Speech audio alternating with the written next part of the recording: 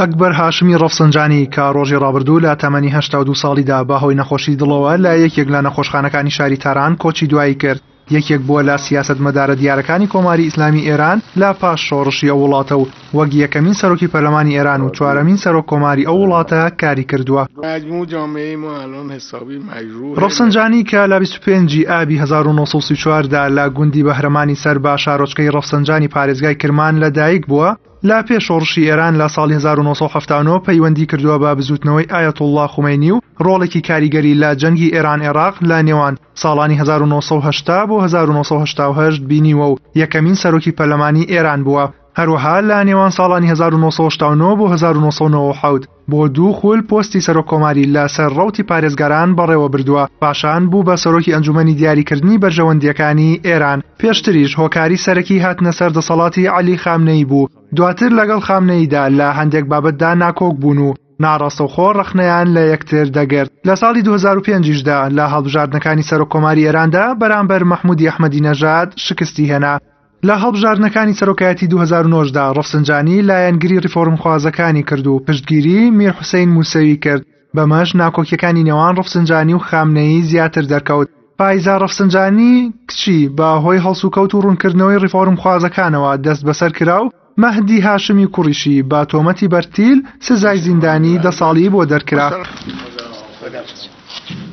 سەرباری هەموو ئەمانە بەکارنەهێنانی دەسەڵاتی سیاسی بۆ بەرژەوەندی منداڵەکانی و پێنەدانی پلەپۆستی سیاسی لەلایەن ڕەفسنجانیەوە ناوبراوی لە خەڵک نزیکتر کردبووەوە. لەگەڵ گرتنە دەستی دەسەڵات لەلایەن حەسەن ڕۆحانی سەرۆکی ئێستای کۆماری ئیسلامی ئێران، ڕەفسنجانی لە دانوستانی ئەتۆمیدا پشتگیری تەواوی ڕۆحانی کرد لە بەرامبەر ئەو ڕخنانەی پارێزگاران ئاڕاستەی ڕۆحانیان دەکرد سەبارەت بە دانوستانەکان و هەمیشە پێی وابووە دەبێت ئێران بەڕووی وڵاتانی خۆرئاوادا بکرێتەوە. هاوکات پێشنیازی باشکردنی پەیوەندیەکانی وڵاتەکەشی لەگەڵ سعودیا کردووە. نیگەرانی خۆشی لەبارەی گرژیە مەزهەبیەکانی ناوچەکە و بیری توندڕەوی دەربڕیوە.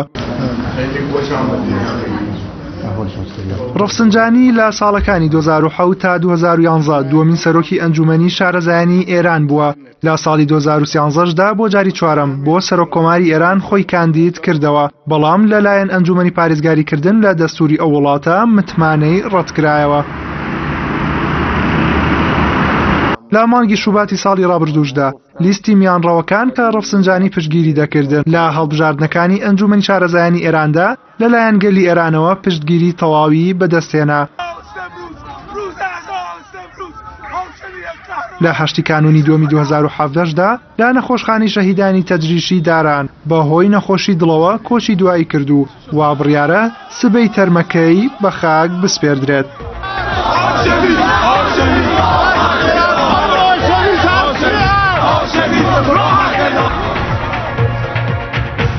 بە یارمەتی هاوکارانم ئەم گەشتەی هەواڵەکانم پێشکەش کردن.